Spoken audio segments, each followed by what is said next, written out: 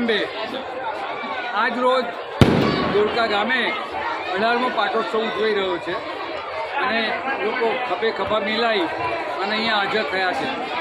2004ની અંદર ધોળકા ગામની બહારથી હું ચાલતો જતો હતો ને 1 વર્ષના બાળ સ્વરૂપમાં મને મળ્યા અને મને જીત પકડી કે અહીંયા મારું તાત્કાલિક મંદિર બનાય, પણ તે કે મારી કંઈ ભાડાના પૈસા નહોતા। 2 રૂપિયા રિક્ષાના ભાડાના પૈસા ચડી ગયા હોવાથી ચાલતો જતો હતો અને બાળકે જીત પકડી અને પછી બહુ જીત પકડી તો મેં કહ્યું કે આજે તું જીવ માગીશ તો એ આપી દઈશ। પાછળથી હોર્ન વાગ્યું ગાડીનું અને પાછળ જોવા ગયો અને તરત જ 1 જ મિનિટમાં એ બાળક અદૃશ્ય થઈ ગયું।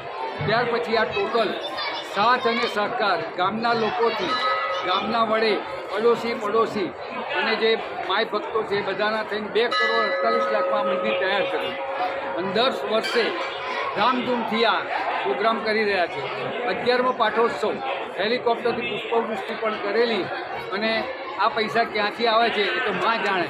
અને માં અત્યારે જે અહીંયા નાળિયેર ઉમે છે, શીશ નમાવે છે, પગે લાગે છે, તે કોઈ દિવસ નારાજ થતો નથી, હસતા મોડે જાય છે, કોઈ દિવસ દુઃખી થતો નથી, હસતા મોડે જાય છે। અને નિસંતાન હોય, ઝઘડાવાળા હોય, કે કુટુંબી કલેશ હોય, તે પણ અહીં માની આંખમાં આંખ મિલાઈને જે જવાબ આપી દે છે અને સાચું બોલે છે એને ફક્ત ને ફક્ત 24 કલાકમાં એનો જવાબ માં રૂબરૂ આવીને આપી દે છે।